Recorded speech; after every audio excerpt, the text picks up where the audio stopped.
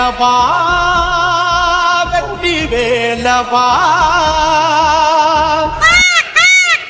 தீதிவா மயிலில் ஏறிவா. வணக்கம் உறவுகளே.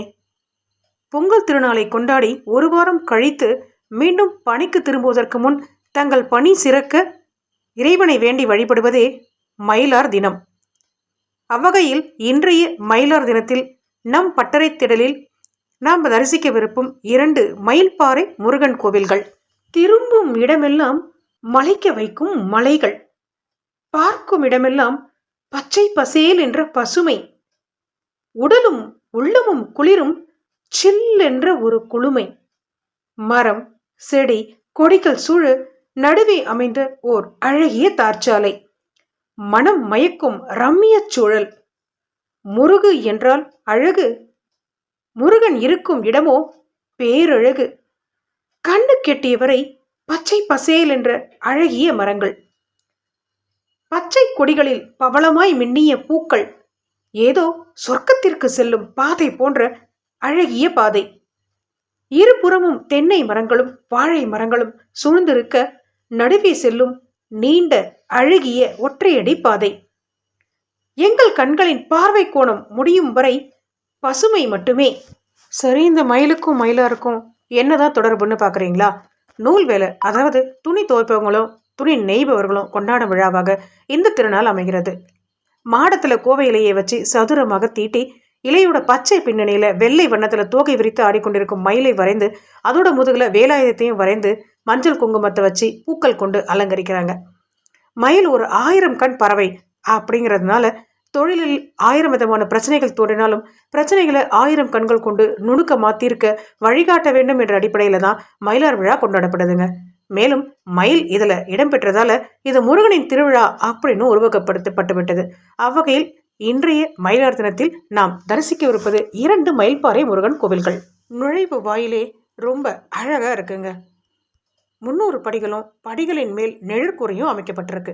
300 படிகள் ஏறி சென்றால் முருகனை கண்டு முக்தி பெறலாம் என்பது இத்திருக்கோவிலின் ஐதீகம்.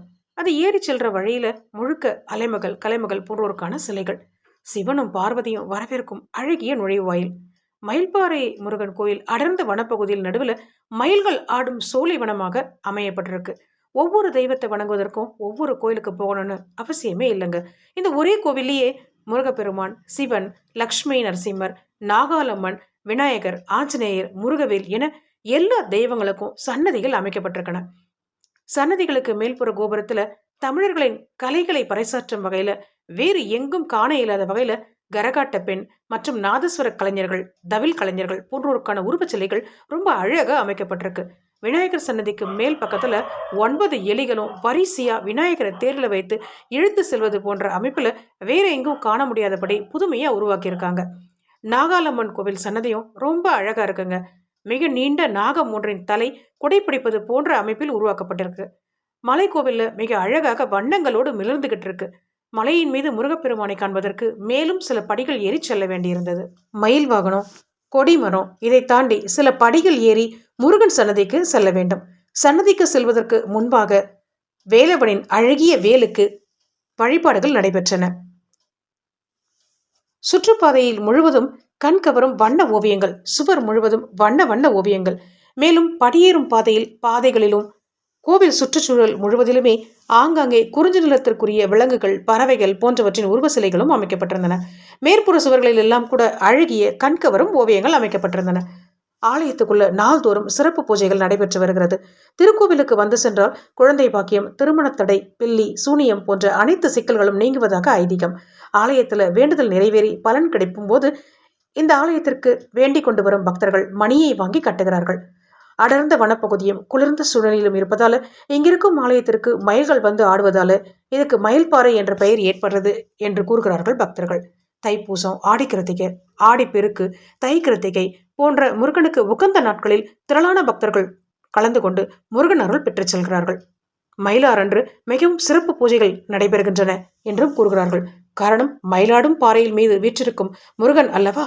அடுத்ததாக திருப்பத்தூர் நகருக்குள்ளேயே அமைந்துள்ள அழகிய சிறிய குன்றுகள் சூழ்ந்த 2வது மயில்பாறை முருகன் கோவில்.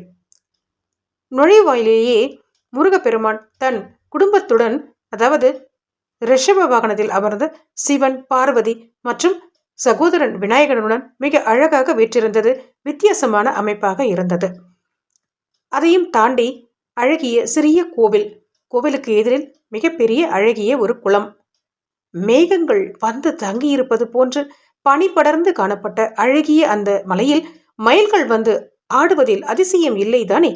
ஆகவேதான் இதுவும் மயில்பாறை எனப்பட்டது. நிறைய மயில்கள் வந்து அவ்வப்போது தோகை விரித்து இங்கு ஆடும் என்று கூறுகிறார்கள் பக்தர்கள். மயில் பாறையில் மயிலாடும் அழகை கண்டு எங்கள் கவலைகள் பறந்து போகும் என்றும் மெய்சில் இருக்கிறார்கள். என்ன உறவுகளே, மயிலார் தினத்தன்று அழகிய இரு மயில்பாறை முருகன் திருக்கோவில்களை தரிசித்ததில் மகிழ்ச்சி தானே. மீண்டும் சந்திப்போம். உங்கள் முளைப்பட்டறை முனைவர் இளவரசி. வாய்ப்புக்கு நன்றி. வணக்கம்.